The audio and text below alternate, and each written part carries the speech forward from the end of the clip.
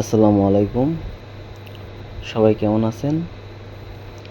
আমরা Facebook relay বলছিলাম যে একটা নতুন জমিতে ঘাস লাগাতে আমরা কি পরিমাণ সার দিই, কি পরিমাণ খরচ হয় তার বিস্তারিত তুলে ধরার জন্য। তো আমরা বিস্তারিত তুলে ধরার জন্য আজকের ভিডিওটা আলোচনা করব ইনশাল্লাহ। তো আমাদের এই জমিটা এখানে 33% জমি।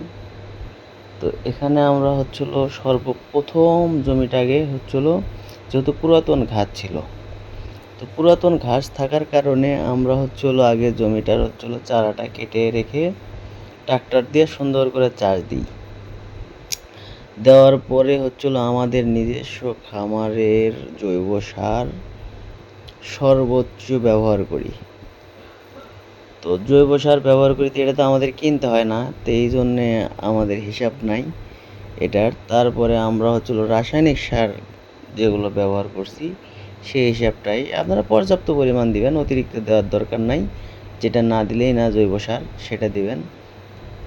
আর রাসায়নিক সারের ক্ষেত্রে আমরা এখানে টিএসপি দিয়েছি আপনার 50 কেজি, এবং আপনার ওমেপি দিয়েছি 30 কেজি, জিপসাম দিয়েছি 10 কেজি।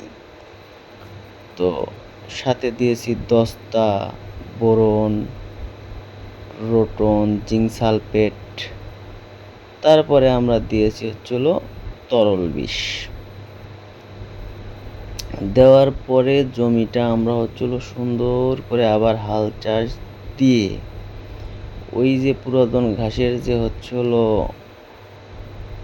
উচ্ছিষ্ট অংশ ছিল সেগুলো সুন্দর করে পরিষ্কার করে আপনার লেবার দিয়ে শিলাগুলো সুন্দর করে আপনার সিস্টেম করে, যাতে বৃষ্টি হলে পানি না জমে, সেই সিস্টেম করে দিয়ে আমরা চারা রোপণ করার জন্য জমি তৈরি করি।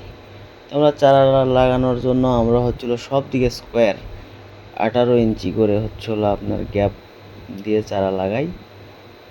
তো চারা লাগানোর পরে আমি বারবার বলছিলাম যে বিস্তারিত ভিডিও দিব, কিন্তু আসলেই কাজের চাপে সুযোগ না হওয়ার কারণে ভিডিওটা দিতে দেরি হলো।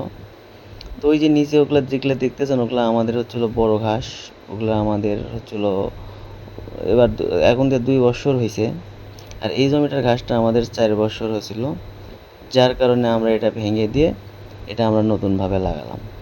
তো আলহামদুলিল্লাহ আজকে জমিতে গেলাম, দেখলাম না খুব সেচ দেওয়ার পরই চারাগুলো ধরে উঠছে। তো দেখেন, আপনারাও দেখতে পারতেছেন। তো সবাই ভালো থাকবেন, সুস্থ থাকবেন, আমাদের জন্য দোয়া করবেন। আমরা যাতে মানুষের পাশে থাকার জন্য যে প্রয়োজনীয় মানুষের সেবা করার জন্য সেই জিনিসগুলো নিয়ে যাতে হাজির হতে পারি। তো সবাই ভালো থাকবেন। আল্লাহ হাফেজ।